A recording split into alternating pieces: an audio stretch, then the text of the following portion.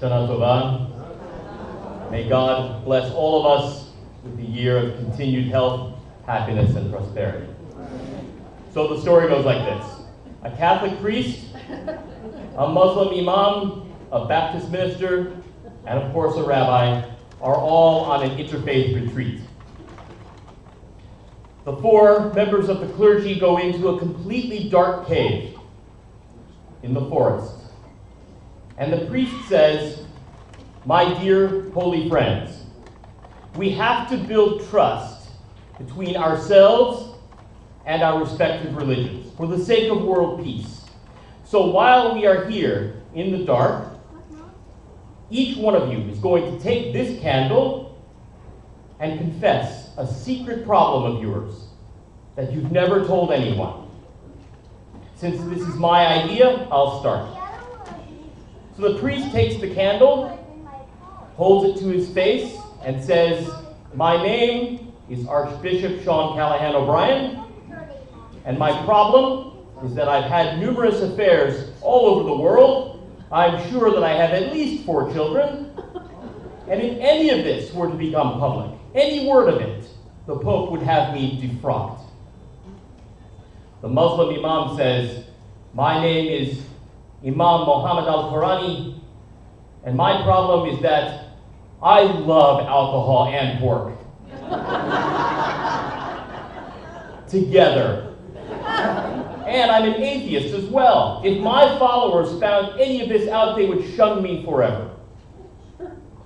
The Baptist minister takes the candle and says, "My name is Pastor Billy Bob Warner, and my problem is that I've embezzled and gambled away millions of dollars from charitable donations that were supposed to help the sick and the hungry. If anyone found out, I'd be arrested and sent to the can for years."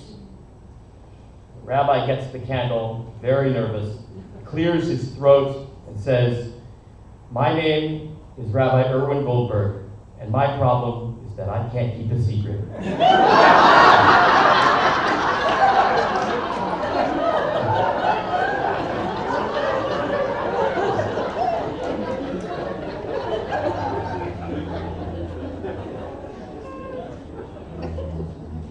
Everyone has a secret or two that belongs in the dark. But today, on this first day of Rosh Hashanah, I'd like you to think about spiritual darkness. If there's one thing that I want you to remember from this sermon, it's that it is our job as Jews to fight spiritual darkness wherever we find it, whether we are talking about our own lives or the world at large. I speak of the darkness that first appeared in the 2nd verse of the Torah, which says, "The land was chaotic and void, tohu vavohu, and darkness, choshech, was on the face of the abyss, and a great wind hovered over the water." Rosh Hashanah is the day we celebrate, among other things, the creation of the universe, Hayom Harat Olam, the time when God pushed the darkness aside in one grand gesture of loving power. This spiritual darkness, this choshech, is a toxic sludge, an evil pudding made up of a variety of ingredients, including worry, fear, and anxiety. The proportions of the darkness and its recipe depend on the context. For us as individuals, the darkness is mostly depression with a generous side portion of despair. And it's getting worse. In 2005, 8.7% of our 12 to 17-year-olds met the definition of clinical depression. Last year, 2017, it was 12.7%, an almost 50% increase in just 5 years. What is going on? Are things that bad in America? Dr. Leonard Sachs, an MD PhD, argues that what's driving the depression is something he calls FOMO. FOMO stands for the fear of missing out. FOMO, according to Dr. Sachs, is a curious mix of hope and despair. Our youth are intoxicated with the hope that they will become famous online, that their videos will go viral, that they will be discovered and rescued from a life that they believe to be meaningless. Of course, this does not apply to all the teenagers, but to far too many of them. And when these kids get a little older, the intoxication gets worse. They become drunk with the idea that they will be rich, that they will have significant careers, and that most of all, they think they can make the world a better place filled with social justice. But with the exception of a very few, they will not be extremely wealthy in the monetary sense. Their lives will be real, just like ours, not fabulous tales fit for television. And the reality is that neither we nor they will be able to make the world a better place. What does that even mean? We just can't. The very best we can do is to make ourselves better people. It's not our job to fix the world. That's too big a job for 14 million Jews. Rather, it's our job to push away the darkness, to enlighten the world. Those people intoxicated with FOMO, the fear of missing out, eventually realize that they are going to have normal lives, comprised of a job that's just okay, a mortgage, an imperfect marriage that's not always romantic, and student loan debt for that degree in ethnic studies. That's when too many of them spiral into the spiritual darkness. And that's why Dr. Sachs's prescription for happiness is to lower our expectations of life. It's counterintuitive. He says that people are becoming depressed not because they don't have enough hope in their lives, but because they have too much of it. Rather than chasing our hopes and dreams, we should instead follow our abilities. That is a great way to turn the lights on in your life. Rather than chasing after fame or what we want to do, we have to work with what we can do. It's the most basic rule of any card game. You play the hand you're dealt. Another aspect of this darkness is the opioid epidemic. And I wonder if perhaps the two are related. Maybe those who are already depressed that they won't be rich and famous are more easily drawn to the temporary chemical bliss of drugs. Last year alone, 72,000 people died from overdoses of heroin and related drugs, almost enough to fill Yankee Stadium and Madison Square Garden combined. To put these 72,000 deaths in perspective, consider that car accidents caused 40,000 fatalities. Gun violence claimed the lives of 16,000. And for every person who actually dies as a result of opioid abuse, countless others die in every way but the physical. Their lives turn into a meaningless hunt for that next dose. Consider also that for every life destroyed by the darkness, countless other lives are damaged. Sometimes I hear people say, look, we should just let the drug addicts die. That way we could filter them out of the gene pool. First of all, that's not how genetics works. Second of all, it's just a heartless idea. These addicts are not human garbage. They are our children, our spouses, our friends. As Jews, we have to fight this darkness, whether it is caused by our culture, drugs, or mental illness. Whether we sense it in ourselves or in other people. It is the essence of our being to push away the darkness. We must not stand idly by while the darkness rolls in, because it threatens human lives, and human lives are priceless. The darkness of which I speak may be metaphorical, but it is neither fictional nor poetic. This darkness is very real for millions of people. So how do we fight it? How do we bring in God's light when something is preventing it from reaching a person's soul? In some cases, the answer is going to a doctor or encouraging someone to see a therapist. No one should ever shy away from therapy and psychiatric medications, if they are needed. We're Jews, after all, not Scientologists. I'm Rabbi Garfinkel, not Tom Cruise. Psychiatrists, psychologists, and especially social workers. Can I hear a shout out from my social workers? They are unsung heroes who save many lives and have allowed countless others to live more or less normal ones. They are the people who put out fires in the human mind.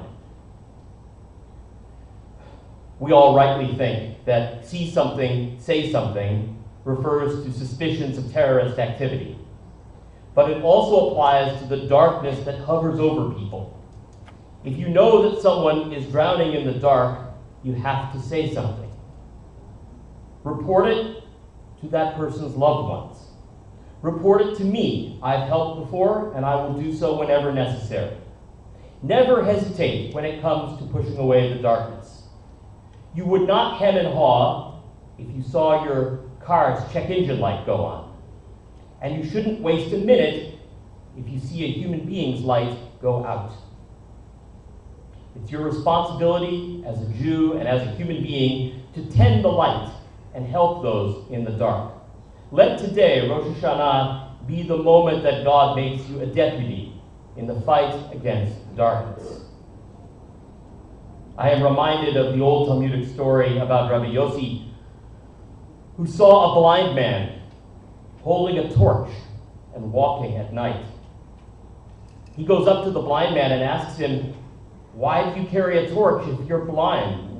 You can't see it. What good could the torch do you?" The blind man responded, "Whenever I have this torch in my hand, other people can see me and rescue me from openings, thorns, and lightning."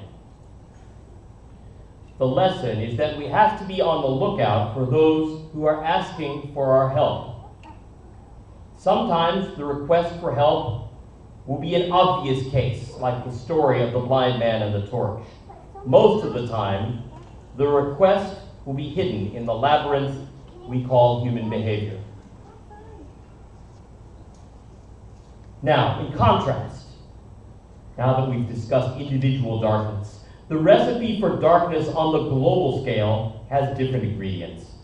Whereas the recipe for individual darkness is a pudding of despair and depression, global darkness is a poison pie made of ignorance, hatred, and greed.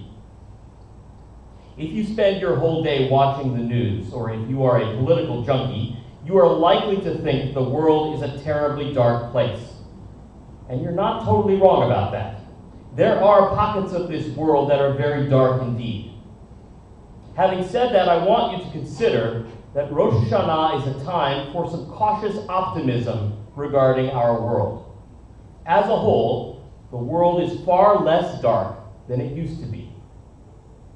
Naomi and I just came back from a week-long vacation in Italy, and we took advantage of the opportunity to immerse ourselves in the vast amount of history that country has to teach.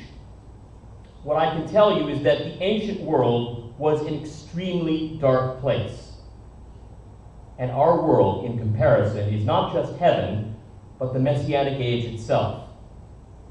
Even the most squalid corner of our planet is brighter and has more hope than the average citizen of ancient Rome. This was a place where the government toyed with the lives of millions of people for nothing more than the rush of glory and power. Long before the Common Era, the rulers of Rome led a dark and cynical program to maintain their popularity with the poor, uneducated voters of the day. It is a program that the satirist Juvenal would later call panem et circenses, bread and circuses. The program went something like this. They would hand out free grain throughout the city at 30 different distribution points, places where every citizen could take home about 50 pounds of grain a week.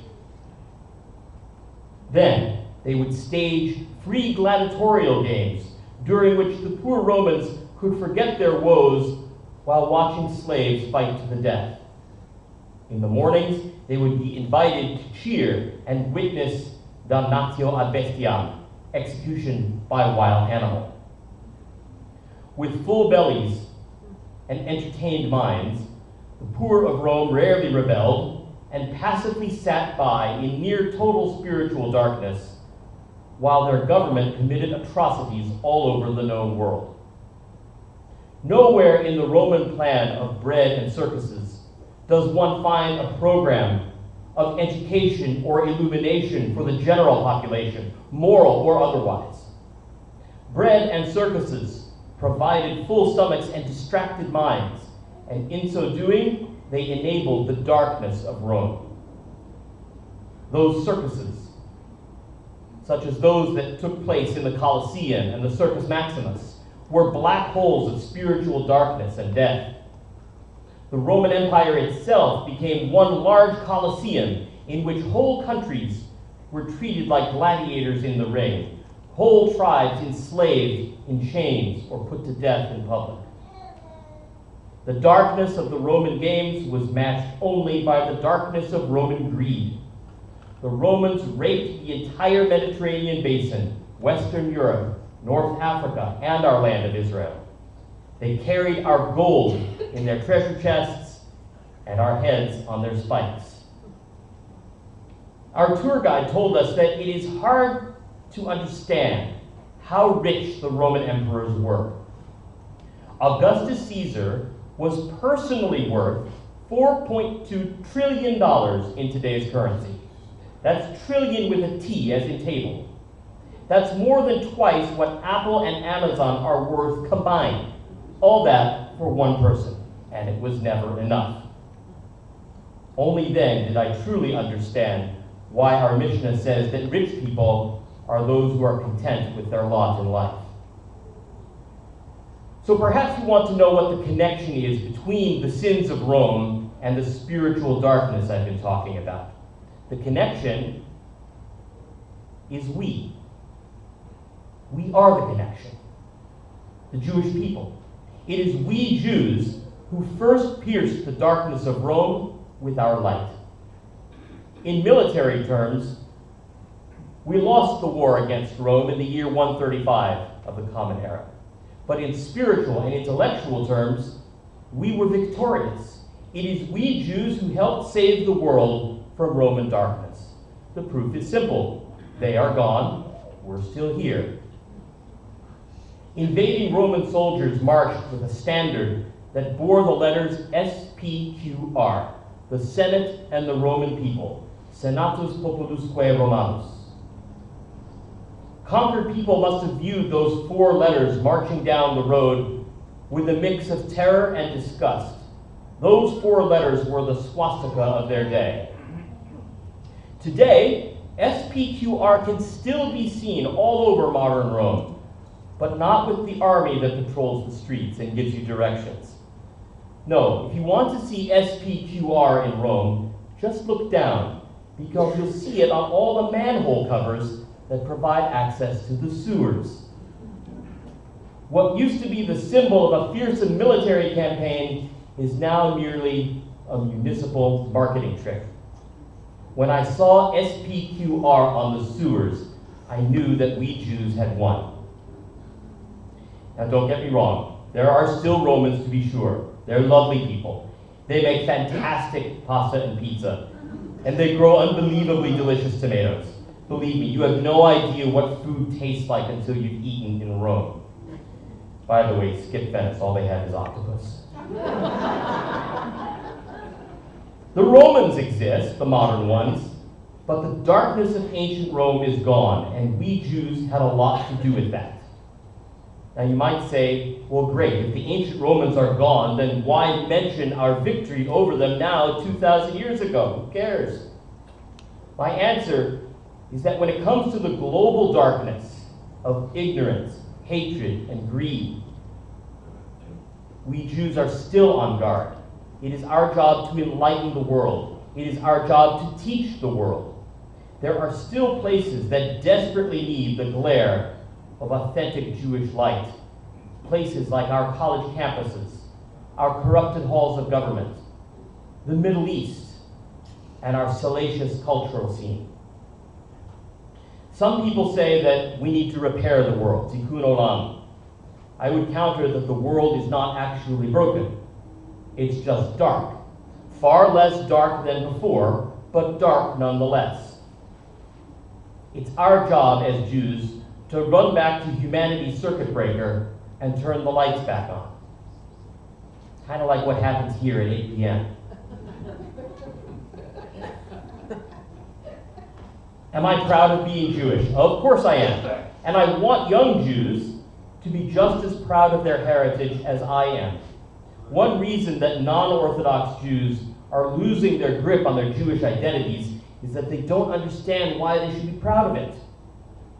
We should all be proud of being Jews because we brought and continue to bring the light to the world. Whether one approves of the current Israeli government's policies or not is irrelevant.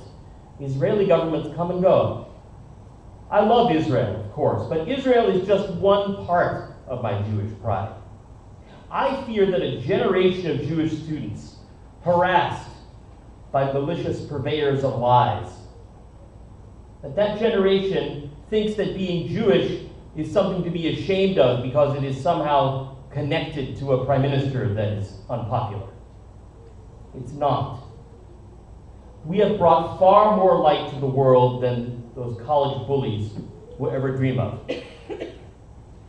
The current generation of Jews, I fear, mistakenly believes that being Jewish is just a cultural thing that includes breaking the fast after Yom Kippur, latkes at Hanukkah, and matzo ball soup at Passover time. The point of being Jewish is not only survival in numeric terms, nor is it only a piece of land, nor is it our food. Our mission is to shine the light in the darkest places.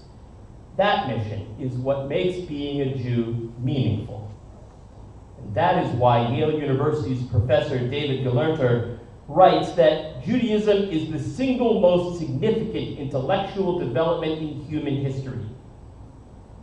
That's worth repeating. Judaism is the single most significant intellectual development in human history. I hope that I've given you both the bad news and the good news about spiritual darkness. The bad news is that individuals in our society are suffering and dying in the dark, and that darkness threatens humanity every day. The good news is that we as individual Jews have the ability and the obligation to help these people find the light again.